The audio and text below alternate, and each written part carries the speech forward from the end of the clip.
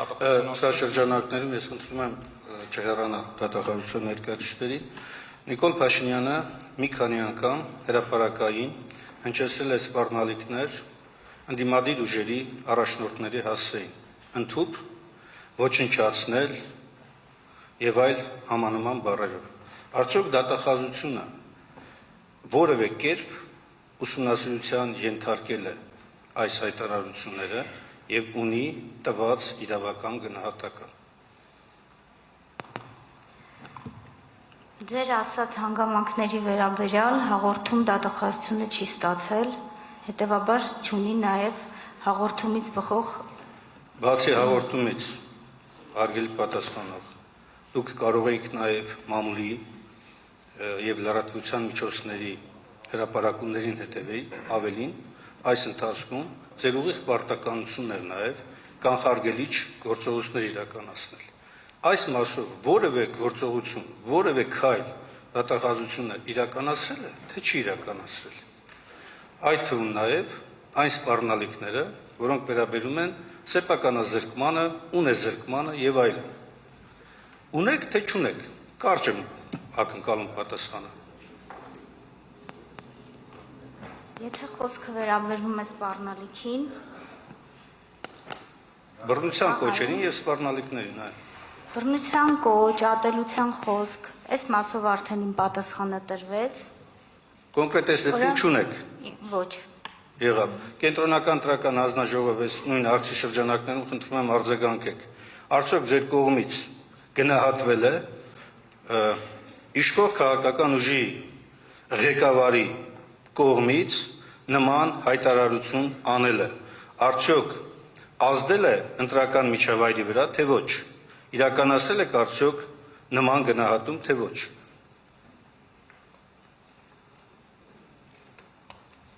Այո կամ ոչ։ Չէ, կենտրոնական տրական հանձնաժողովի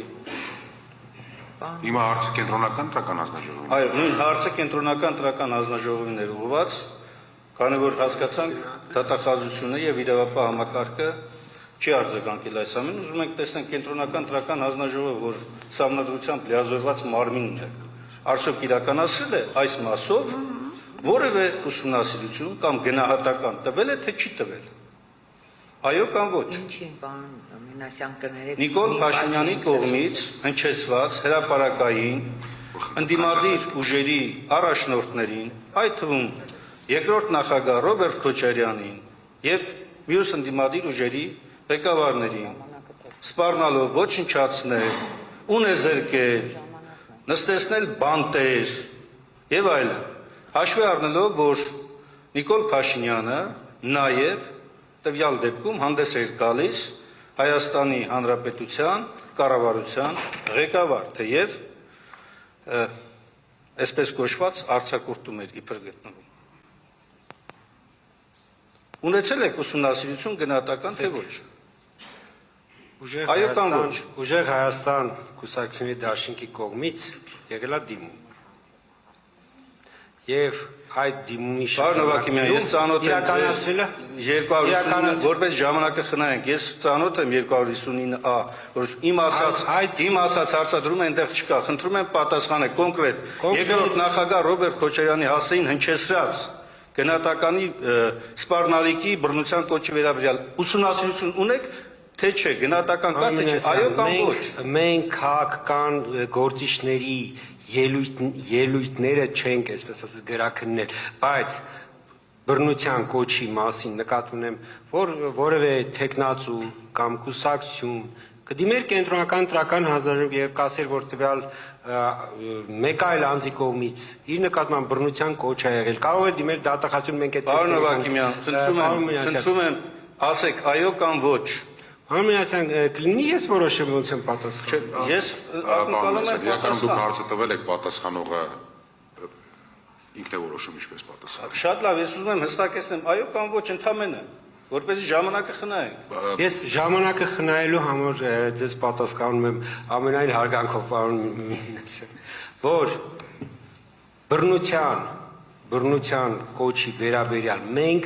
ոչ կենտրոնական տրական հանձնաժողովն է դիմում ստացել, ոչ բռնության կոչ նկատի ունեմ։ Իսկ ուժեղ Հայաստանի դիմումում ինչ որ ներկայացված ա եղել, դա վարույթի շրջանակներում քննարկվել է։ Ես ոնց կրավում եմ ձեր կողմից մեջբերվածը, մի մասը նաև ուժեղ Հայաստանի կողմից ներկայացված դիմումում եղել է եւ գնահատվել է։ Լավ, դուք ընդհանրապես առհասարակ խախտումների գնահատման մեթոդաբանություն ունեք, թե չունեք։ Նորից ակնկալում եմ այո կամ ոչ։ Տվյալ դեպքում խոսքը գնում է նախընտրական քարոզչության շրջանակներում իրականացված օրենքով նախատեսված կանոնները պահպանելու տեսակետից։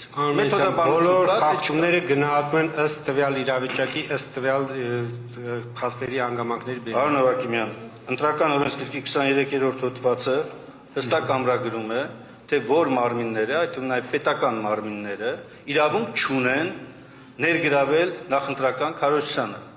Գոհունակությամբ արձանագրելով, որ դուք հորդորել եք հատուկ հնչական ծառայությանը, որպեսզի իրենց հաղորդագրություններում չօգտագործեն այդ անունները, այսինքն թեկնածուների անունները, իբրև կուսակցություններ կամ կուսակցություններ դաշինքներ։ Հետագայում դուք չեք անդրադարձել այդ հարցին։ Արդյոք այնուամենայնիվ ազդեցություն ունեցել է, թե չի ունեցել, որտեղ այս հարցը ես ուղղելու եմ նաև հակակոռուպցիոն կոմիտեին եւ խնդրեմ միջև այդ ծանոթանա ընտրական օրենսգրքի 23-րդ հոդվածին։ Պարոն Միրասյան, մենք ստացել ենք հակակոռուպցիոն կոմիտեի եւ քննչական կոմիտեի պատասխանները, այսինքն մեր